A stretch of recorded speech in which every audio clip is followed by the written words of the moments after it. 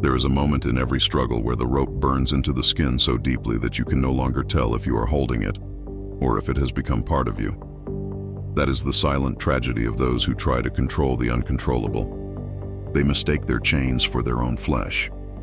They carry them as if they were natural, inevitable, unbreakable. They forget that their torment began not in the stars, not in the cruelty of others, not even in the indifference of the world, but in the decision to grip what was never theirs.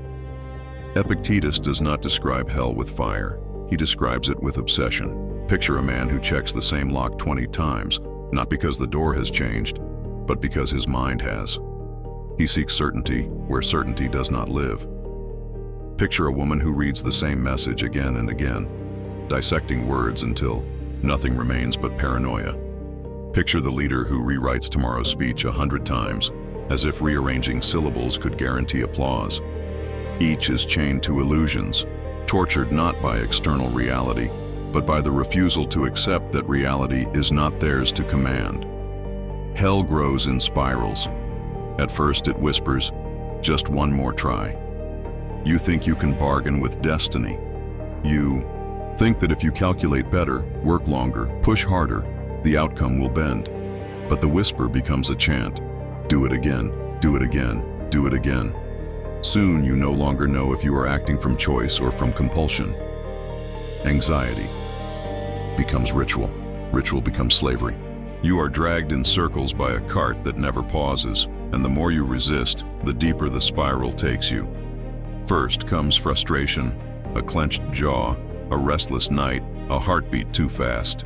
Then comes anger, shouting at the screen, cursing. The rain, blaming everyone you can reach. When anger finds no target, it becomes despair.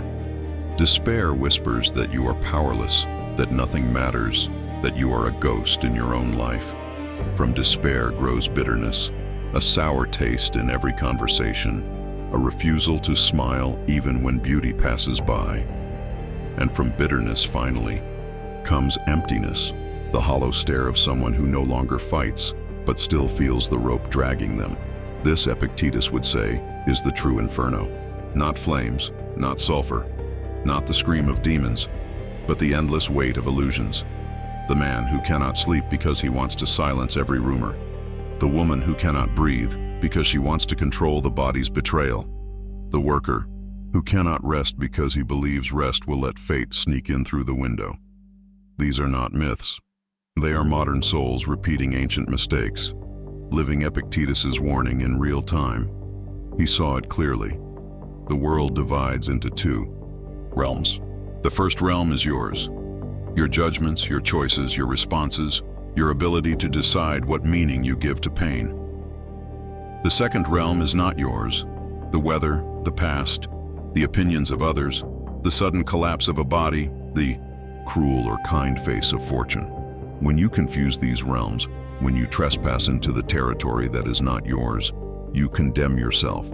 You step into the fire voluntarily. You drink poison thinking it will quench your thirst. Consider how this spiral shapes itself in daily life. A man insults you. His words enter your ears, they sting. But here you face the crossroads. Do you try to control his mind, his mouth, his hatred? Or do you control your judgment about his insult? One path drags you into hell, where you rehearse revenge, argue in your sleep, feel your stomach churn at the thought of his face. The other path does not erase the sting, but it leaves you standing free. You see his insult as noise, not law. You see his anger as his burden, not yours. The event happened, but your torment did not need to. Another example, you stand before a storm. The sky darkens, rain begins. You cry out, "Not today, not now, I have plans." But the storm does not bargain. You pace, you rage, you curse the clouds.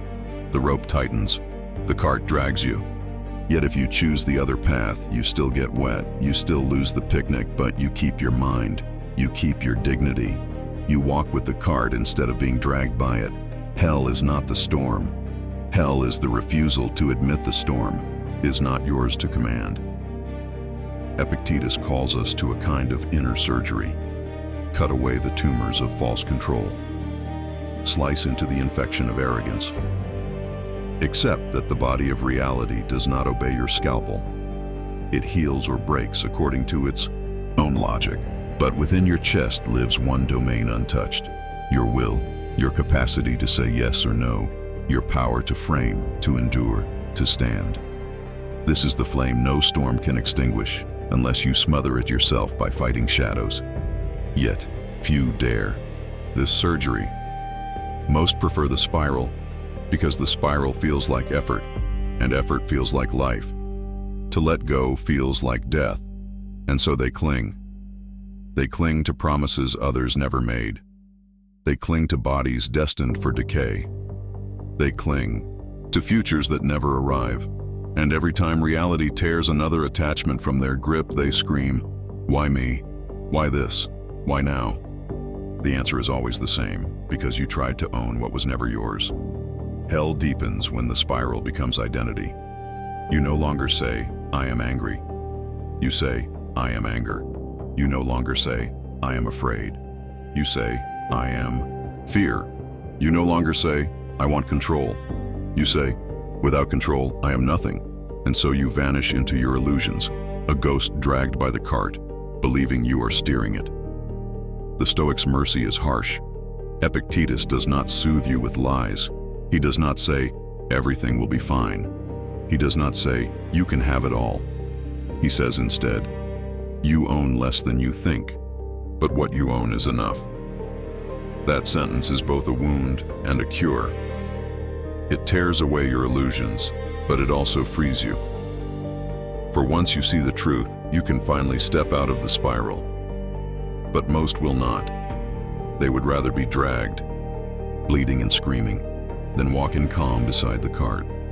Because walking requires humility, and humility feels like defeat to the proud. Yet Epictetus smiles in the shadows. Humility is not defeat. Humility is freedom. The spiral is seductive. It promises control, but delivers torment. It promises safety, but delivers paranoia. It promises victory, but delivers exhaustion. If you are honest, you already know this. Count your sleepless nights. Count the arguments you never spoke but fought endlessly in your head. Count the hours wasted imagining how you could rewrite yesterday. These are not victories. These are scars from a war with the uncontrollable. Hell is repetition without result. Hell is fighting and losing the same battle every day, yet refusing to admit it cannot be won. This is Epictetus's warning. To try to control the uncontrollable is to step into an endless spiral. You will not burn once and be done. You will burn forever, each day feeding the fire with your illusions. You will never arrive at peace, because peace cannot live where reality is rejected. And so, the spiral continues until you decide to break it. Have you ever tried to hold water in your bare hands? At first, it feels possible. You squeeze your palms together, you clench your fingers tighter. You convince yourself that this time, maybe, you'll succeed. But no matter how much strength you use, no matter how much effort you put in, the water slips through every crack, every gap, every space you cannot seal. What remains in your hands is nothing. Just emptiness. This is what life feels like for those who try to control what cannot be controlled. This is what Epictetus warned about. And this is the beginning of hell. Hell is not only a place of fire, torment, and chains forged by demons. It is a prison made of illusions. The man who believes he can shape the world into his image. The woman who believes she can force others to love her. The soldier who believes he can stop death from entering his home.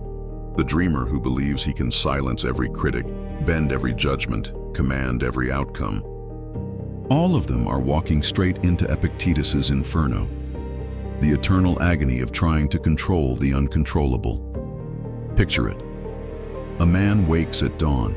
He thinks, "Today will go my way. I will speak, and they will listen.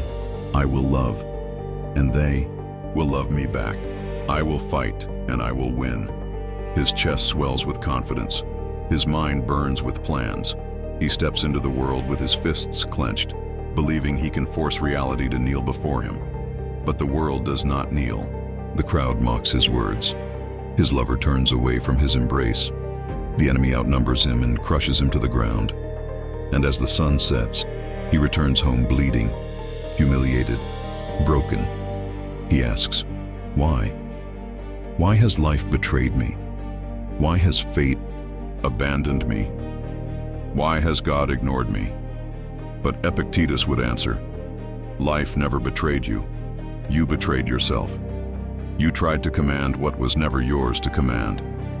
And here is where the torment begins to carve into his soul. His thoughts swirl in chaos. He feels anxiety like fire in his veins. Rage burns holes in his chest.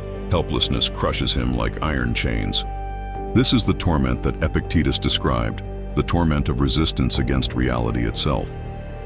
Epictetus, the slave-turned philosopher, the man who knew both chains of iron and chains of the soul, whispered a truth that most men spend their lives running from. Some things are up to us, and some things are not. But humans are stubborn creatures. We do not want to accept this. We want to believe that if we try harder, shout louder, fight longer, we can seize control of everything. We want to believe that fate itself can be bent under our will. We want to believe that even death can be delayed if only we pray hard enough, if only we guard enough, if only we plan carefully enough. And so, we build for ourselves a private hell, a place where every effort feels like sand slipping through our fingers, a place where every day feels like drowning in a storm that never ends. Imagine standing in front of a raging ocean. The waves crash one after another. You scream at the water to stop. You demand it to freeze. You curse it, command it, beg it. But the ocean does not listen. It swallows your voice, drowns your pride, and smashes you against the rocks. This is what happens when we try to control what cannot be controlled. The storm rages on, and we, in our arrogance, chain ourselves to the impossible task of stopping it. Epictetus gives us a haunting image, a dog tied to a moving cart. The cart moves forward, whether the dog likes it or not. The dog has two choices. It can walk with the cart, move with its pace, and accept the direction. Or it can resist, dig its paws into the ground, howl at the rope, fight with all its strength, but the cart will not stop. It will drag the dog through the dirt, through the stones, through the agony. The cart is fate. The cart is reality. The cart is the truth of life. And the rope is your attachment to things you cannot change. You are the dog. We are all the dog. And every time we resist, every time we demand to control the uncontrollable, the rope tightens. We bleed. We suffer. We are dragged. This dragging, this endless resistance, is what Epictetus called torment. And torment is the essence of hell. Close your eyes and imagine the chains. They are not made of steel. They are not forged in fire. They are forged in your own mind. Every chain is a belief. Every link is a lie. I can stop death. I can make them stay. I can silence their voices. I can control the future. With every illusion, another link is added. The chains grow heavier. The prison grows smaller. The air grows thinner. Until one day, you are suffocating inside your own soul, trapped not by the world, but by your refusal to accept it. Hell is not a place you enter after death. It is a place you create while you live. And Epictetus pulls the veil away, showing us the iron bars we have built for ourselves. When you try to control the uncontrollable, you are not living, you are burning. And the fire is invisible. It does not consume your body. It consumes your mind. It devours your peace. It steals your joy. It corrodes your sanity. This is the first gate of hell, the gate of illusion, the gate of control, the gate of suffering, born from resistance. And Epictetus warns us, if you continue through this gate, the torment will not stop. It will deepen. It will grow. It will stretch its claws into every corner of your life until all you know is despair. So the question is, will you keep pulling on the rope? Will you keep screaming at the storm? Will you keep trying to hold water in your hands only to watch it escape again and again? Or will you open your eyes, see the truth, and learn the first lesson of freedom? Listen, the cart is already moving. You may not see it at first. It looks like an ordinary morning. The coffee is warm. The street is quiet. Notifications blink. Plans feel solid. You think you've got a grip, but underneath the surface, wheels are turning. Time moves. People change. Bodies age. Markets shift. Rumors spread. Storms gather far away and march toward your sky. The cart does not ask you for permission. It does not slow down to match your fear. It does not check your calendar, your mood, your fragile hopes. It moves, and there you are, tied to it by a rope you think you can cut with stubbornness. You pull back. You dig your heels into the ground. You command the universe to stop, but the rope tightens. Your chest burns. Your breath shortens. Epictetus points at the scene and says, gently but without pity, walk with the cart or be dragged. What is the rope made of? Not hemp, not leather, not steel. It is braided out of expectations. They must respect me. This must be fair. My loved ones must not suffer. My work must be rewarded. My plans must succeed. Each strand looks noble. Each strand feels reasonable. But woven together, they become a leash you fasten to your own throat. Watch 4 lives for a moment. A father stands in a hospital hallway, holding a paper cup he will not drink from. He stares at a door that will not open any faster. He believes that panic is a form of prayer, that pacing is a lever to move the outcome. He grips the rope. He imagines controlling biology, fate, the unseen machinery of cells and blood. The cart keeps moving. The rope burns his palms. A young woman scrolls through glowing windows where strangers throw mirrors at one another. She tries to control opinion, image, the temperature of a crowd. She crafts sentences like armor. She edits herself into something she thinks they will not attack. She refreshes. She rereads. She rehearses future accusations and future defenses. The cart keeps moving. The rope cuts her skin. A leader clings to outcomes. He thinks if he pushes harder, the team, the market, the world will submit to his will. He confuses pressure with power, noise with influence, exhaustion with control.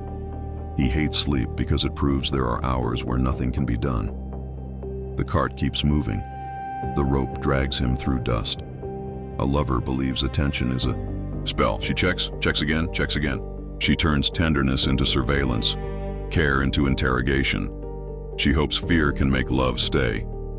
She confuses vigilance with safety, control with devotion. The cart keeps moving. The rope leaves a mark on her neck. Epictetus does not mock them. He simply divides the world with a clean blade. This is yours, this is not. He calls the power on your side proheresis, your faculty of choice. What lives there?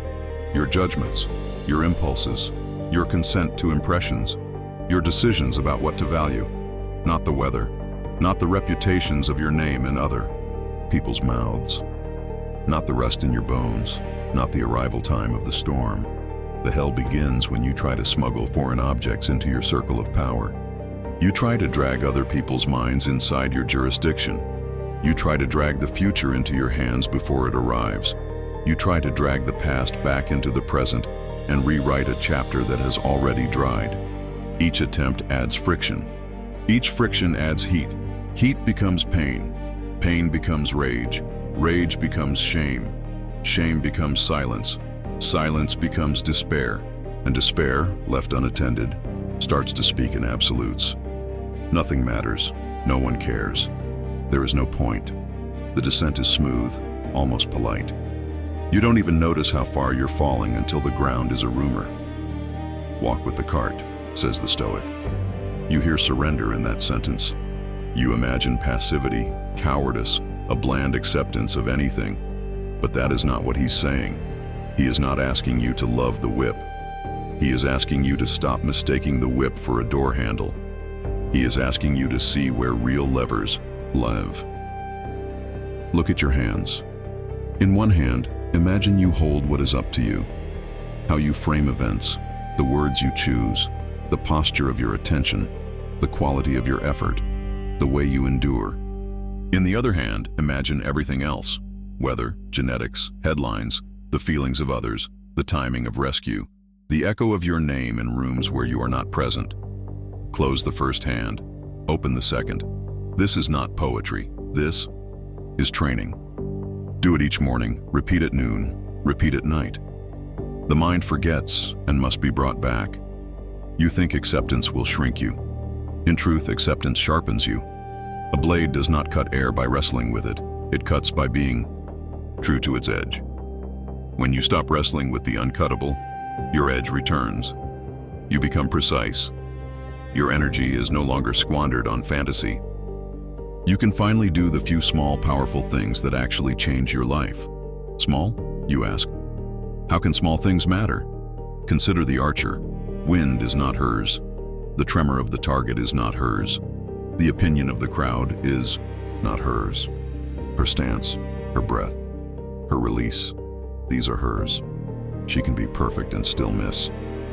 That is not failure if the perfection was real. For the Stoic, the real victory is over panic, over illusion, over the impulse to curse the wind. Master the part that is yours, and you will walk off the field with your soul intact, even when the arrow lands elsewhere. There is a ritual the old philosophers loved. Call it premeditation of loss. Before the day begins, imagine a few specific misfortunes. The meeting is canceled, the deal collapses, a friend betrays you, the body aches, the traffic traps you, a storm ruins a plan. Do not do this to suffer early. Do it to remove the shock that turns pain into panic. Say quietly, I knew you were coming. When the event arrives, it finds you already standing. This is not pessimism. This is fireproofing. When wood is treated, it does not refuse flame. It refuses to be destroyed by it. But what about love? Are we to become cold, indifferent, untouchable? Epictetus would say no.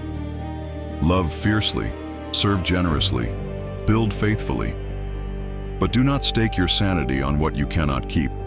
Hold people as travelers hold each other at a crossroads, with warmth, with full presence, with gratitude.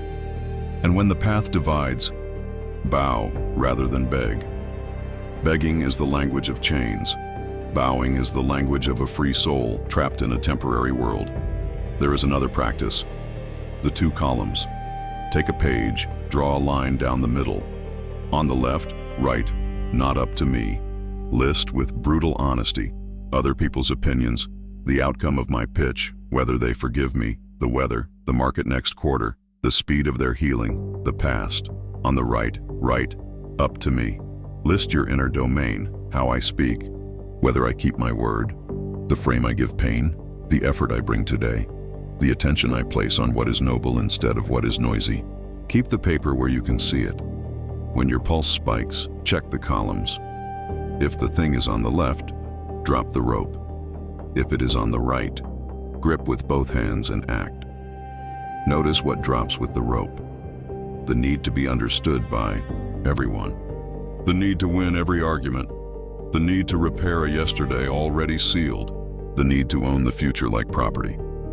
Notice what rises when you grip the right side. Calm inside chaos. Courage without guarantees. Kindness without permission. Work that matters, done without theater. But if I don't, fight the uncontrollable, won't I become weak? No, you will stop wasting strength. Weakness is not the absence of force. It is force spent in the wrong direction. You do not push on walls and call it training. You push on levers. The Stoic spends nothing on walls. He finds levers everywhere. The way he thinks, the story he tells himself about what happened, the choice to show up again, the refusal to pollute his purpose with bitterness. He becomes light, hard to break, hard to bait, hard to own.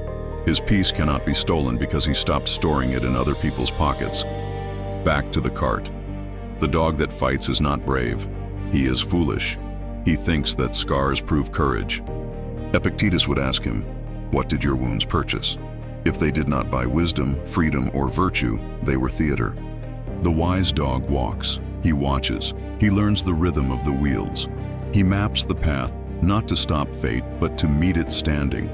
Do not fear the word accept. Fear the word refuse when it is attached to reality. Reality does not bargain, but it does collaborate with those who stop insulting it. When you align with what is, you gain contact with the only place action lives, the present. From there, you can do surprising things. You can apologize without groveling. You can forgive without denying harm. You can grieve without drowning. You can persist without guarantees. You can love without owning. You can lose without becoming less. There is a quiet line in the Stoic tradition. Events are guests. Your response is the house. Which house are you building? One where every knock at the door drives you into terror? One where you barricade yourself with furniture and call that safety? Or a house with a clear room in the center where even unwelcome guests cannot overturn the table? The foundation of that house is built from choices repeated until they become character. Character is the only fortress that travels with you. You ask, how do I start? Start small. Make a compact with yourself for the next hour. I will not try to control what is not mine. I will name impressions as impressions, not facts. I will not rehearse arguments in my head I will never speak. I will focus on my task. One email written with clarity, one conversation with respect, one promise kept, one breath watched all the way in and all the way out. There is a point, deep in the spiral, where silence falls. The shouting has no voice left. The fists hang limp. The eyes are hollow. You have fought the storm for so long that you are no longer sure what you were trying to win. You are simply tired. This exhaustion is dangerous because despair waits here with open arms. Yet, it is also the place where a different possibility appears, the door out of hell. Epictetus insists that the door has always been there. But in the frenzy, in the noise of resistance, in the obsession with control, you never saw it. The door is not a secret ritual. It is not a supernatural ladder. It is not a miracle. It is a shift, a turn in the mind so simple it feels insulting. The door is acceptance. Do not mistake the word. Acceptance is not surrender to cruelty. It is not passivity in the face of injustice. It is not apathy. It is recognition. To accept is to see the boundary clearly. This is mine. That is not. This belongs to my will. That does not.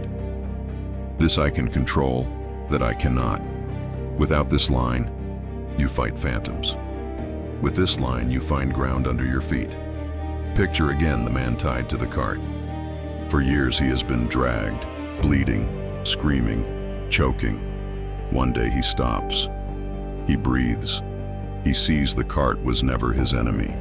The cart was simply moving as it always would. The rope was never a curse. The curse was his own refusal.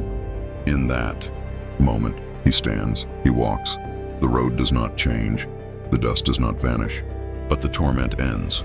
This is the paradox Epictetus offers. Freedom is not found in conquering the world, but in ceasing to demand that the world be conquered.